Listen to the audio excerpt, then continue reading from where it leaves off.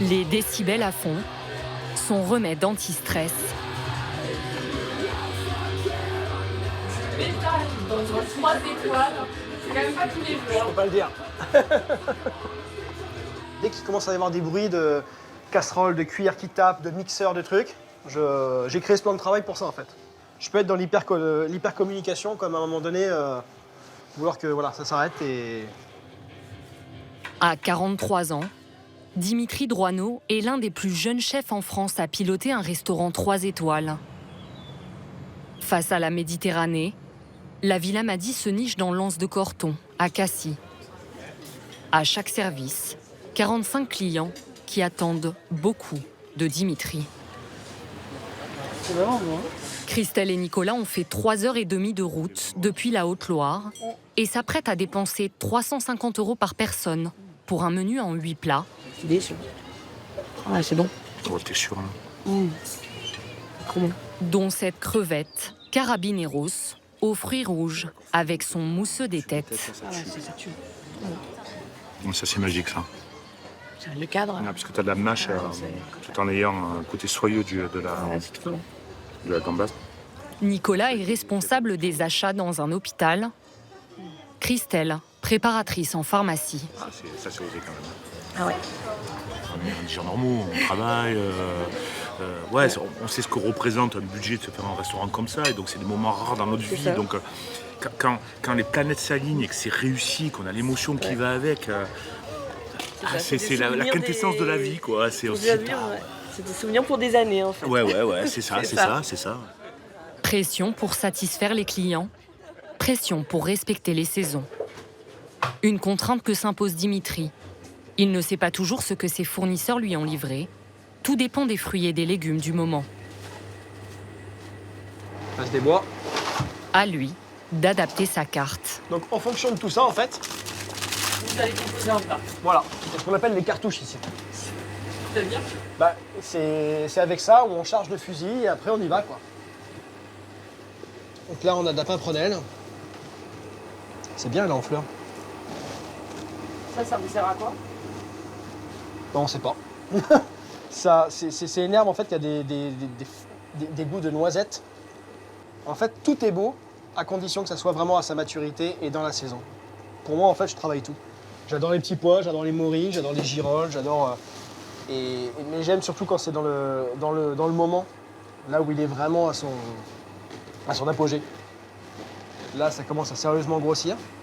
Son défi de la semaine, écouler 300 artichauts, une très grosse récolte d'un fournisseur. À l'écono, ça va être mieux, non? Je fais du mieux là. Ouais, c'est bien, c'est bien. C'est les derniers. Pour donner à ce légume bon marché une allure gastronomique, il a demandé à 2 cuisiniers de sa brigade de le décliner sous 5 formes. Les feuilles, non comestibles, qui d'habitude finissent à la poubelle, sont brûlées, puis mélangées à de l'huile. Et après, on obtient l'huile qui a bien infusé avec les feuilles d'artichaut. Et voilà. L'huile sert à la fabrication de cette émulsion. L'artichaut sera ensuite travaillé à la poêle, en chips, en purée, pour accompagner ce riz de veau. Une obsession du détail, contagieuse. Là, il nous faudra une petite chaise en plus. Marielle, l'épouse de Dimitri, est responsable du service. Le couple s'est rencontré il y a 17 ans dans un restaurant 2 étoiles. Elle était maître d'hôtel, lui, second du chef. Une nappe, si elle est bien nappée, ça va jusque vraiment hop. Alors des fois on fait toucher ou pas, ça dépend. Moi j'aime bien que c'est vraiment ça frôle. Je trouve ça très très beau et j'aime bien que toutes les nappes soient pareilles. On est plus à l'aise.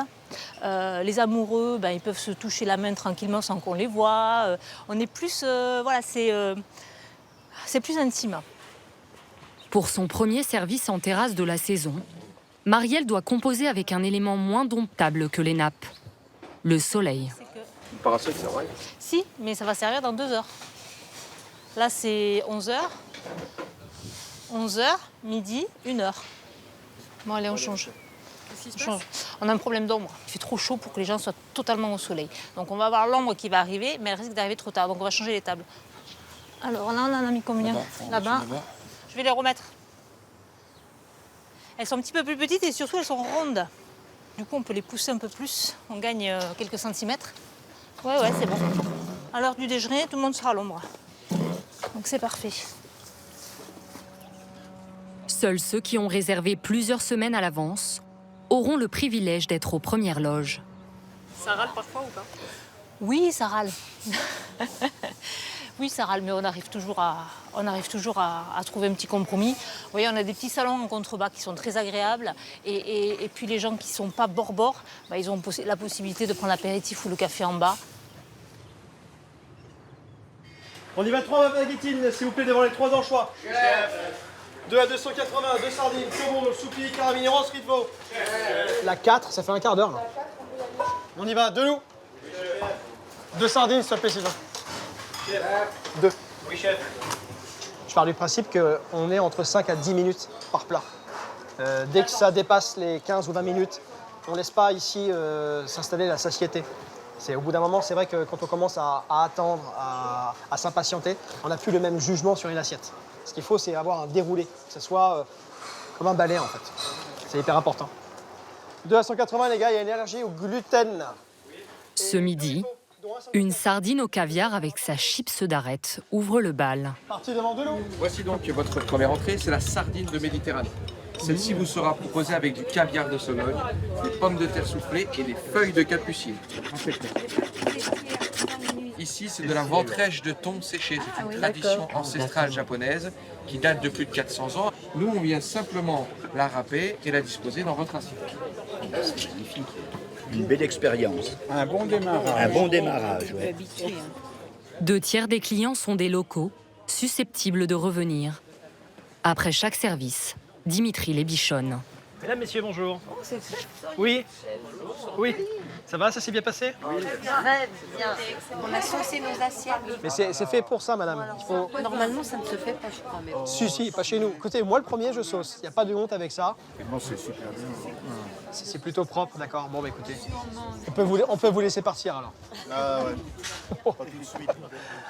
Allez, merci beaucoup. À bientôt alors. Un goût de la simplicité qu'il tient de ses origines modestes, fils d'un peintre en bâtiment et d'une couturière. Bon, ça va? Tu es contente d'avoir de tes nouvelles parce que ça fait un petit moment. Allez. C'est sa maman Huguette qui lui a donné le goût du métier. À l'école, Dimitri n'est pas très bon élève. Dès l'âge de 5 ans, il préfère éplucher les oignons et les pommes de terre en compagnie de sa mère. Fallait aller jusqu'au bout. J'allais donc travailler en confection et j'arrivais à la maison. Je dis mais qui c'est qui a fait les frites, qui c'est qui a fait les escalopes, je sais pas si tu t'en souviens. Il m'a dit maman, tu mets les pieds sous la table, c'est à nous de te servir. Et il avait préparé les frites, préparé les escalopes, et là j'ai eu peur. J'ai dit mais tu aurais pu mettre le feu à la maison. Et en fait là, c'est là que ça a commencé. Il m'a dit maman, tu sais ce que je veux être? Cuisinier. Je dis Dimitri, qu'est-ce que tu racontes? Cuisinier. Si, maman, si, je t'assure. Je dis non, Dimi, tu dis n'importe quoi. Pourquoi vous lui disiez ça? Pourquoi? Parce que je ne veux pas dire que c'était la place aux femmes d'être dans les cuisines, mais quelque part, en même temps, c'est vrai que c'est un enfant qui faisait plaisir. Je dis la cuisine, on fait plaisir. Hein. Il voulait toujours être dans les cuisines, en fait, dans la cuisine. C'était peut-être l'endroit où je pouvais aller, où ma mère me disait pas, t'as fait tes leçons. Donc... Son CAP de cuisine en poche, Dimitri enchaîne les grandes maisons. Le Bristol, la Tour d'Argent. Il y croise des chefs qu'il admire, comme celui qu'il surnomme Maître Yoda, Bernard Paco, triplement étoilé. D'autres sont moins inspirants. À 27 ans, en pleine ascension, il démissionne brutalement d'un poste de second. Les responsables à l'époque étaient très à l'ancienne. Les horaires, c'est une chose. Maintenant, il y a une façon de parler aux gens. On travaille avec pas mal de pression. Des fois, on se retrouve peut-être avec des gars qui pètent un peu les câbles, qui passent sur un autre registre, quoi. Donc, on n'a pas à faire vivre ça à des cuisiniers. Des chefs qui arrivent, qui ne vous connaissent même pas, qui ne connaissent pas votre prénom, qui vous parlent sur...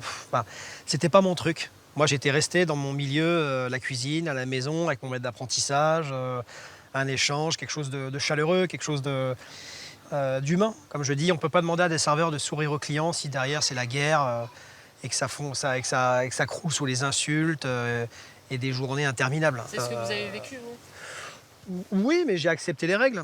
Ça a été toujours un petit peu l'omerta autour de tout ça, mais on acceptait les règles. Puis un jour, on les accepte plus. Avec Marielle, Dimitri quitte la métropole et la pression des étoilés pour les Antilles et un poste tout en bas de l'échelle. Il cuisine pour le personnel d'un grand hôtel. 2 ans de break, avant de revenir rebooster sur la Côte d'Azur. Louis, tu fais les fraises? Tu les mets dedans. Après, tu les égouttes là-dedans. Et après, tu retires le pédoncule. Maintenant qu'il est son propre patron, il a décidé de ralentir le rythme. Tu les égouttes. Attention avec le couteau. Plus fort, plus fort. À contre-courant de ce qui se fait dans la profession, il s'octroie 3 jours de repos par semaine avec ses 2 garçons. J'ai pas envie de passer à côté de ces moments-là, quoi. La semaine, je mange pas assis. Je suis toujours debout, je suis toujours un petit peu en train de manger partout, de goûter ça, une parure de ci, une parure de ça. Et j'arrive pas à attaquer un service si je suis rassasié. On n'a plus envie de cuisiner. Enfin, moi, quand j'ai trop mangé, j'ai plus envie de cuisiner. Donc, j'attaque les services avec la faim. Et à la fin du service, j'ai plus faim. Dimitri n'ouvre son restaurant que du jeudi au dimanche, pour permettre aussi à ses salariés d'être en congé 3 jours par semaine. Si on veut garder les collaborateurs, il faut à un moment donné penser et se mettre à leur place. Ils ont aussi des enfants. J'ai mon adjoint, ça fait 14 ans qu'il est à notre côté, il a 2 enfants. Notre directeur a un enfant, mon chef pâtissier aussi. Enfin, on connaît cette, entre guillemets, souffrance que tous les soirs, quand on part, on ne va pas forcément les border. Mais à un moment donné, ce qui est important, c'est d'être là dans d'autres moments, des moments clés. Qu'est-ce que ça a changé pour toi, là, qu'il soit là le mercredi? On aime bien, avec Hugo, passer beaucoup de temps avec eux. Avec papa, on passe aussi beaucoup de temps sur la cuisine. Et avec maman, on passe aussi beaucoup de temps à faire les devoirs. Mais même les jours de repos, même sous l'eau, la cuisine n'est jamais très loin. Allez.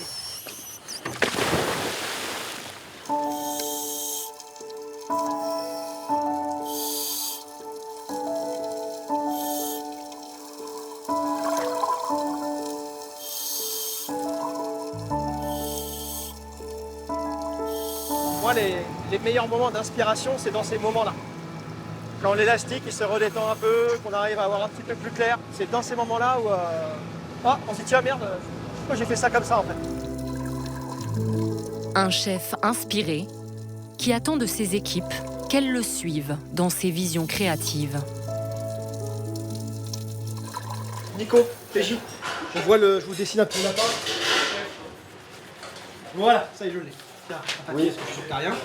Le lapin abricot. Comme chaque semaine, Dimitri renouvelle ses recettes. Quartier d'abricot, saltimbocca. Quartier abricot cru. Cru à rôtir, on va voir comment ils sont. C'est un peu compliqué. Caillette. Hop, un citron, on va la creuser et je suis en train de chercher ce que je vais mettre dedans. Je suis en train de réfléchir à rajouter soit une crevette de Palamos ou alors si on arrive à trouver des petites langoustines pays. Je schématise. Hein. Oui. Abricot. En plus, j'écris comme un docteur, hein, c'est super. Tu vas capitaliser sur en fait, fond blanc volaille. Ce jour-là, la plus grosse pression pèse sur son chef de partie viande, Nicolas. Tu me fais une émulsion en fait avec ça. Il y a combien là de choses à faire pour cette assiette? 1, 2, 3, 4. Ouais, il y a à peu près 12 trucs là. Ouais, j'ai compté 13 dans le jeu. 13, ça porte mal. Bah 12 alors. Tant qu'on n'a pas vu les assiettes, qu'on n'a pas vraiment fait la mise en place au moins une fois, c'est d'avoir autant d'infos comme ça d'un coup, c'est dur à retenir. Nicolas n'est pas au bout de ses peines. 2 heures avant le service, le chef a encore une nouvelle idée. PJ, Nico, venez les gars là. Le lapin, je vais le changer. Je vais prendre des blettes et je vais mettre, comme je t'ai dit hier, en fait, la fleur de courgette autour. Je vais retirer la blette. D'accord. Ok? Non mais t'inquiète, c'est bon. Oui. Et sur la courgette, on mettra un mélange de parmesan, chapelure. Et le lapin. Oui, chef. Tu veux un sucre, Nico? Ça va aller. C'est la même chose, hein? Je m'occupe du lapin, ne t'inquiète pas. Pour la force, on est d'accord, je rajoute l'appareil abricot que Ouais, qui qu'on reste a utilisé. dans les épaules. Un peu de marjolaine, un citron. Ouais, basta. Ok. Ouais. Il est facile à suivre. Et puis voilà. Pas tout le temps. Hein, j'ai entendu. Il ne reste plus qu'1 heure avant le service. C'est quoi cet appareil à tempora? Mais les gars, ça va pas du tout là. C'est pas possible là. Donnez-moi l'appareil à tempora de l'eau pétillante avec de la glace. Faut faire un choc thermique sur les temporas, les gars. Dimitri est contrarié. Tout le monde a pris du retard sur ses préparations. Mais il manque surtout la caillette, une boulette à base de viande que devait confectionner Nicolas. L'appareil à caillette, c'est pas ça. Rassure-moi. Non, il a là l'appareil à caillette déjà. Il est perdu total. Donc il l'a ici. Hein. À l'écart de son équipe, Il l'a ici l'appareil à caillette. Dimitri va réprimander son chef de partie viande. Tu t'écoutes beaucoup de trop. C'est une catastrophe. La vie, elle va te broyer, Nicolas. Il faut que tu sois plus fort que ça. Non, mais sérieusement, hein. Si tu veux prétendre à un poste de second, c'est pas comme ça que t'emmènes les mecs au charbon. Aurel, oui. Tu reprends le truc, s'il te plaît. Caillette, faut les mettre au four, les courgettes, faut les faire gratiner. Oui, chef. Il est exigeant, Dimitri? Obligé. 3 étoiles, obligé. Mais bon, c'est pour ça qu'on est là. Allez, les 6 sardines, c'est parti dans les silos.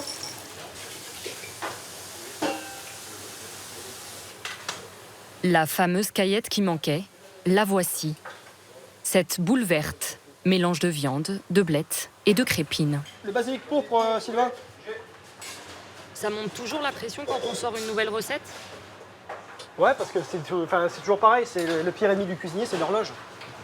Donc là, il est 11h20, 11h25. La mise en place, c'est on oublie, mais c'est hyper important. Le service, après, quand on est bien organisé, que tout le monde est bien briefé et que tout se passe bien, le service, ça roule. Parce que sinon, on va dans le mur si on n'est pas bien dans le mur. Moi, j'aime bien commencer mes services sereins. Le lapin aux premières girolles et abricots sortira finalement dans les temps. Elle est belle ton écume, Aurélien. Mais Dimitri s'en veut de s'être laissé déborder par ses émotions. Je t'avais dit, je voulais débriefer avec toi. Oui. Bon, tu le sais, hein, moi je suis sous-polé. non, mais ce qui est important, et tu vois, tu l'as bien compris, c'est que pas de panique. T'as besoin, hop, t'appelles, tu t'étouffes pas tout seul dans un coin. Et c'est ton principal défaut, parce que moi je trouve que t'es un super cuisinier, comme je te l'avais déjà dit. Merci. Et t'as le poste le plus dur de la cuisine, donc en même temps c'est pas facile. T'es à côté du fou, il commence à faire chaud, tous les deux on commence à souffrir de la chaleur. Et c'est tout, ok? C'est bon? Oui, chef. Allez. C'est important ce que vous venez de faire? Ah ouais, même pour moi. Moi je me sens mal après, j'aime bien, je supporte pas d'être mal avec mes cuisiniers. Je veux pas qu'ils aient une boule au ventre en venant au travail. Donc voilà, il y a un moment donné, ça monte. Bon bah voilà, c'est comme dans un match de rugby, un match, je sais pas, n'importe quel coup de feu en fait. Il y a des fois, bon bah voilà, il y a de l'exaspération. Ça m'a foutu mal à la tête, ce truc. Ça m'a fait mal à la tête. J'aime pas ça. Vous avez vécu en plus la cuisine à la dure, on va dire. Ouais. Est-ce que c'est une crainte, ça, de reproduire ce schéma que vous avez eu? Ah ouais, j'ai besoin après de blaguer avec eux et qu'ils reprennent. Parce qu'au final, si le gamin il reprend le service ce soir avec ce qui s'est passé ce midi, il va être encore moins bon. Il n'aura plus la même énergie, il va perdre confiance dans tout. Et au final, après, c'est ce qui fait qu'on passe à côté de belles personnes comme lui, quoi. Reste à savoir si la création du chef va rencontrer son public. Mesdames et messieurs, pour continuer votre repas, on vous propose le lapin travaillé en différents morceaux. Faites une bonne dégustation. Merci. C'est un morceau de lapin qui est au milieu de la forêt. C'est vraiment une belle découverte, un grand plaisir. Franchement, c'est pas un 3 étoiles, pour nous, c'est un 4 étoiles. Ah, vous leur donnez une étoile en plus. Je crée une étoile supplémentaire. Eh oui, si. Merci. Merci. Merci beaucoup. Bon, écoutez, merci à vous en tout cas et merci pour. Merci beaucoup. Et joyeux anniversaire. Merci beaucoup.